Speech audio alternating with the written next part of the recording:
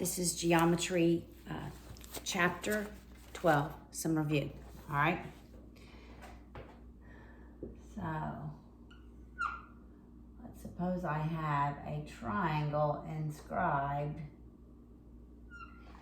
in a circle. And this is 5x plus 5, that is 3x, this is 4x minus 5. And I ask you to solve for the value of x. Well, all the way around is 360 degrees. So it'll be 5x plus 5 plus 4x minus 5 plus 3x. All of those together have to equal 360 degrees. All right, my 5's eliminate. I combine my like terms. So I have 3x, 4x, that's 9x, and 3 more x is 12x. 12x is 360. When I divide both sides by 12, the value of x is 30. All right, so I can solve for x all the way around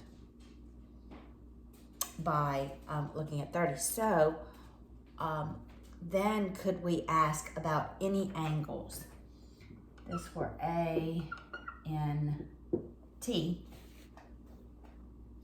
Could I ask you, what is angle A? What's the measure of angle A?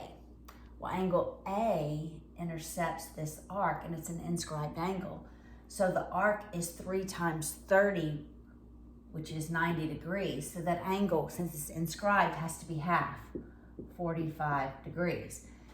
I could also ask for the measure of any arc, like NAT. What's the measure? All right, so we said that was 45 degrees. I could ask, what's the measure of arc NAT? And it would just be from here to here. So I plug 30 in for x. That's 5 times 30, which is 150. So from N to A is 155. From A to T is 4 times 30, which is 120, minus 15, minus 5, which is 115. So the measure of that arc would be 10, 7, 270, 270 degrees. All right, I could ask other questions, but you'd just have to solve for N first. All right, what if I had this image?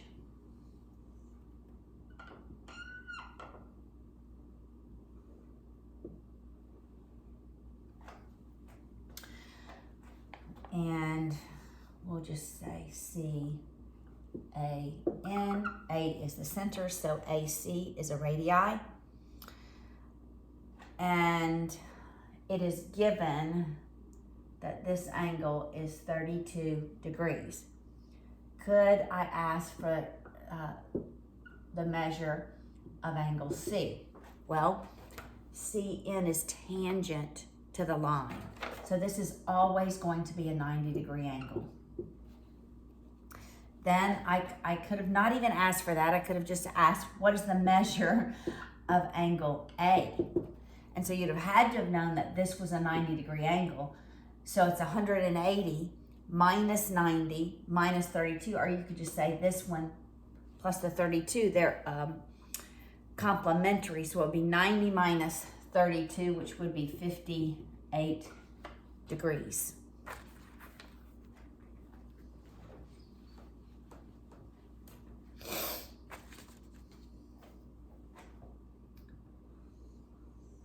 And I believe we worked one similar to this. That's the center of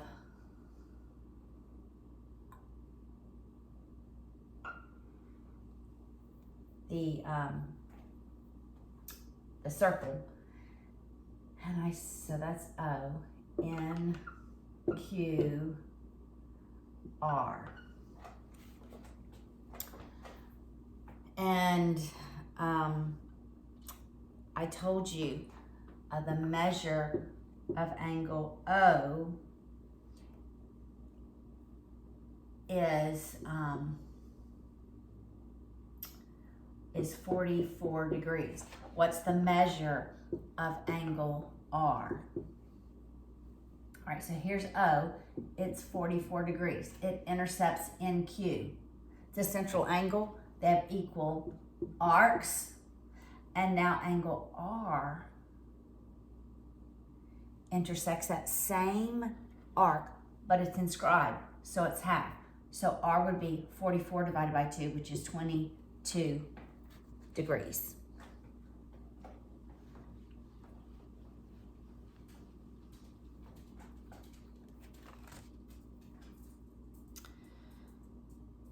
All right, what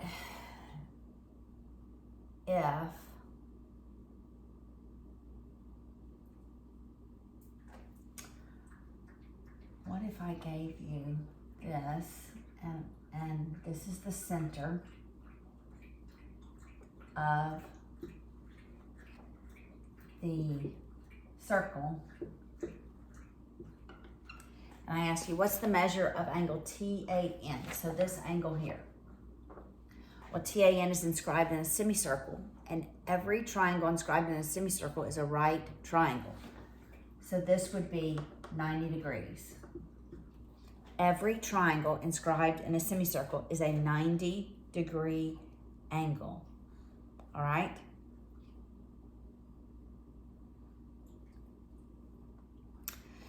Now, let's work another one. All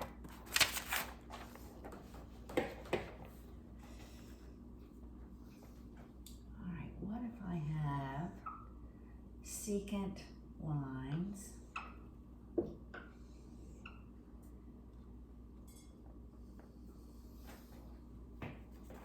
get my calculator. I'm going to change this up just a little bit.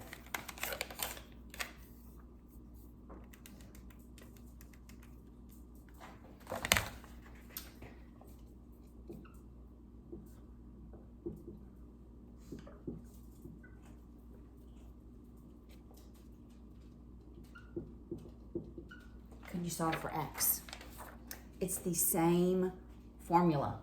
It's the one farthest away, the biggest angle, because the secant lines intersect outside the circle. It's the farthest angle, which is the largest, minus the closest over 2 equals the angle. Just multiply by 2 on both sides. That eliminates the denominator. Let's see if I have a slightly darker marker. So we end up with 105 minus x is 90. I'm going to subtract 105 from both sides.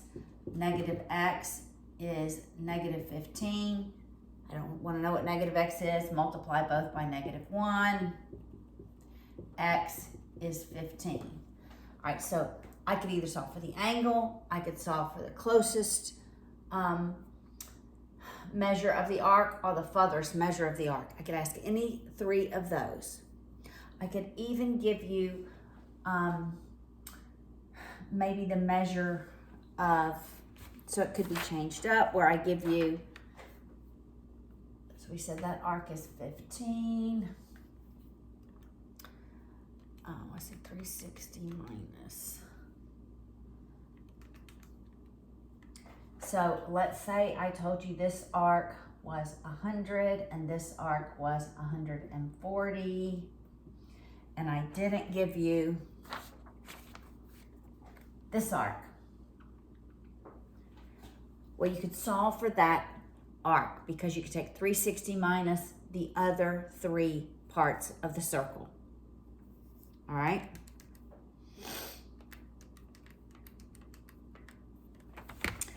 Now, that's 4 secant lines that are outside of the circle. What about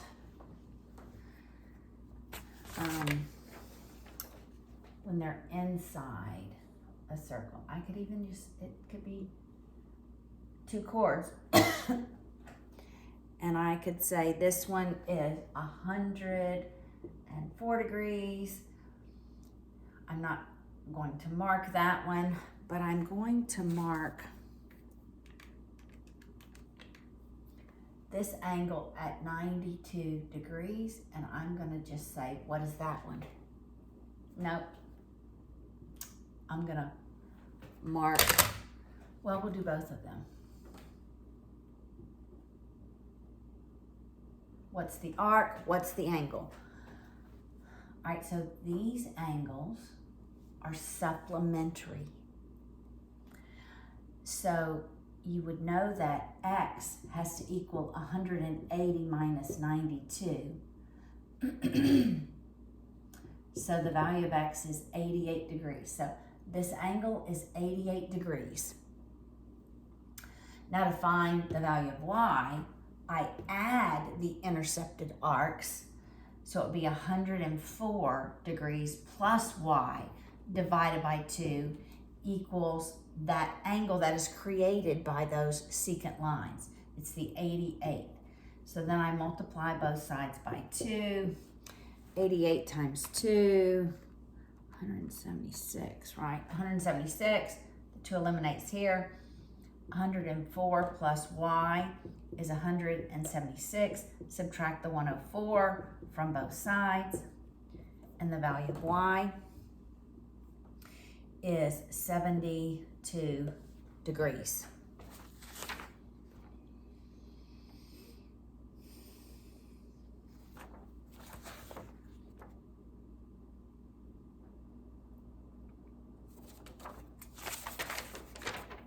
Okay.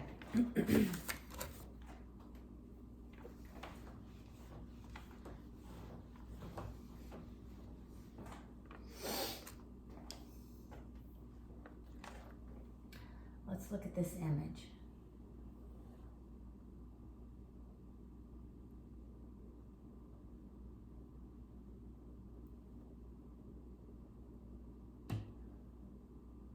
That's the center of the triangle. Let's think about what parts are congruent and why. All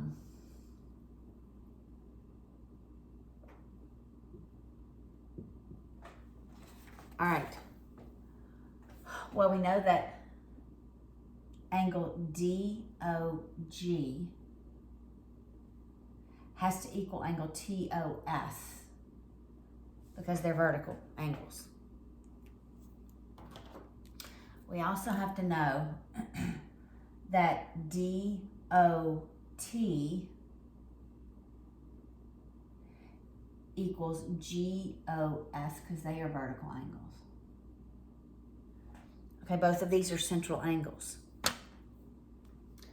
So because these two angles are equal, then we know that this arc DG, so the measure of DG has to equal the measure of arc TS. By the same token, we know the measure of the other two arcs are equal. We know that the measure of DT equals the measure of arc GS. Well, if we have equal arcs, then we have equal chords, don't we? So then I know that chord here, in this case, chord DG, and I would draw a line over it, has to equal chord TS. And by the same token here, I know, there's no chords there. All right, so I could also say, I could also use the addition, the arc addition postulate. So I could say that the measure of DG plus the measure of GS equals the measure of D, I don't know if you can see that, yeah, DGS.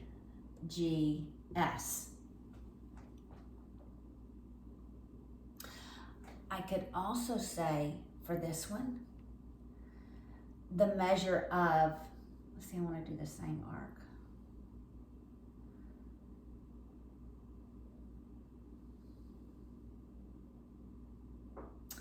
And this will be the Arc Addition Postulate. So D, G, S. Now I want to go to G, D, T.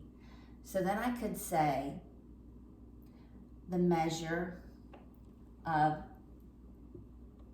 GD plus the measure of DT, DT equals the measure of GDT.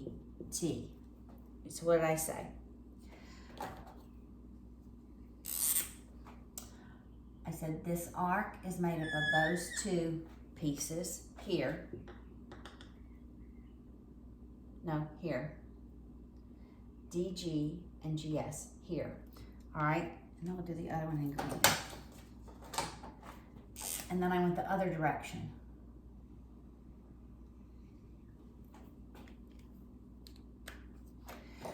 And so now we're going to show that DS is going to equal GT. We have to use substitution. All right, so here I have the same arc here. I just want to substitute one of these in. So for GS, since I said they were equal, I'm going to substitute that here. So I'm going to go down here and use substitution, the measure of DG plus the measure of DT equals the measure of DGS, and that will be substitution. So this is substitution. Before we did the arc addition.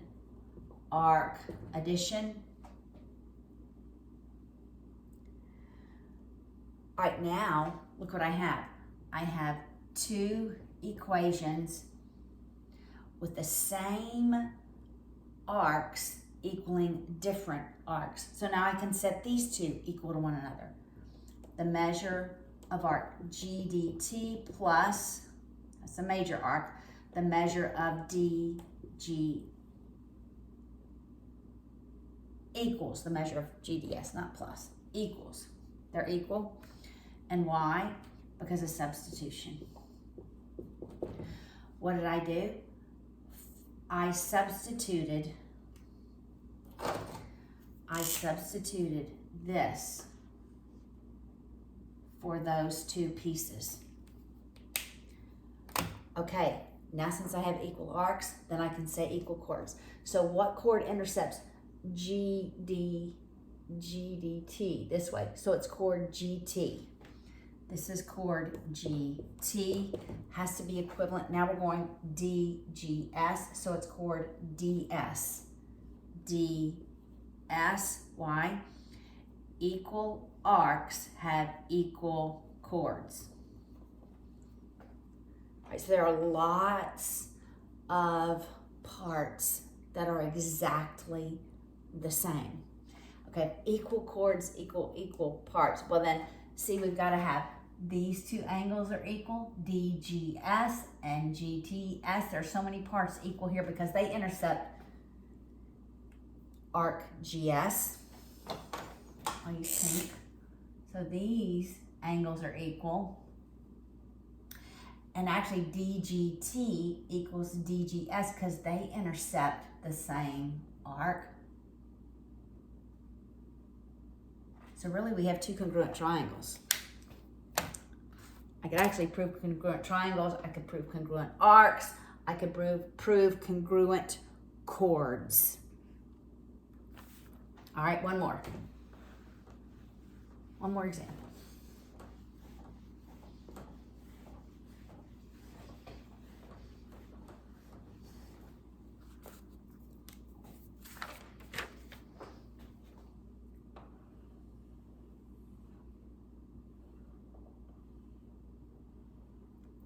Now I have a quadrilateral.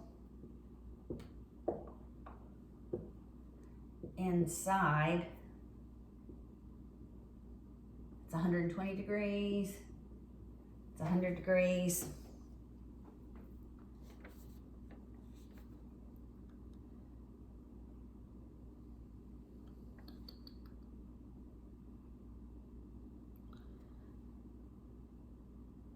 And I'm going to tell you that DC equals CB. All right.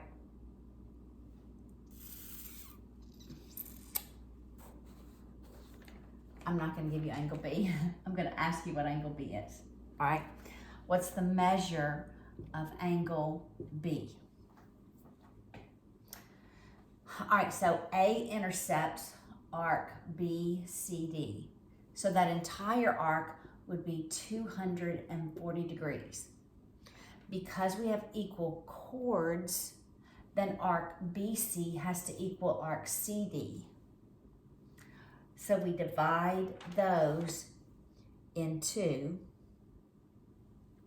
So we have 120 degrees and 120 degrees.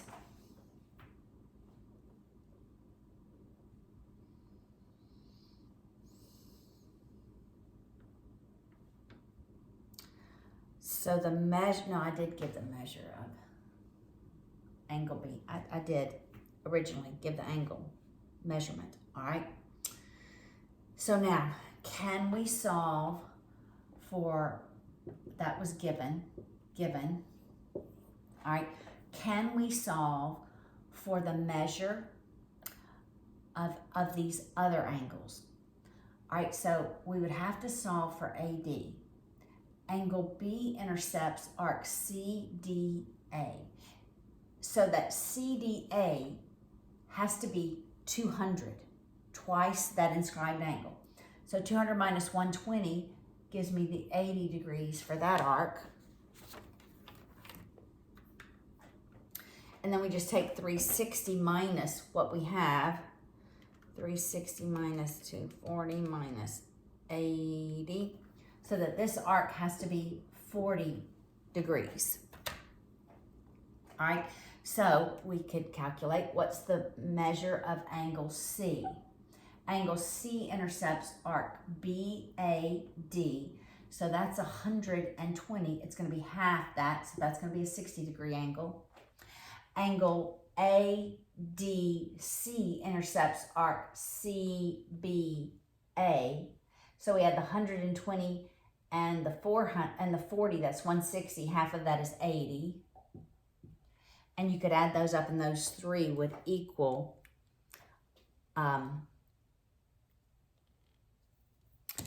the 360. Has to equal.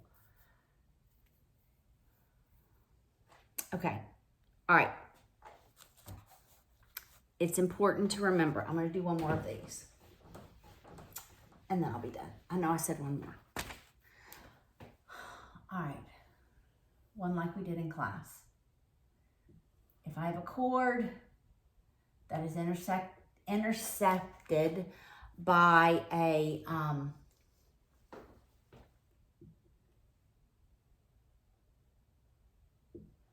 radii, right? I could have drawn it all the way, but I didn't. And I asked you, what's the length of the radii? All right, if you know that it is perpendicular to it, then you know it bisects it so that this part is 4. You just wrap this, all radii are equal, so that is the same as the radii drawn here. So it's a Pythagorean triplet. It's 3, 4, and the value of y is 5.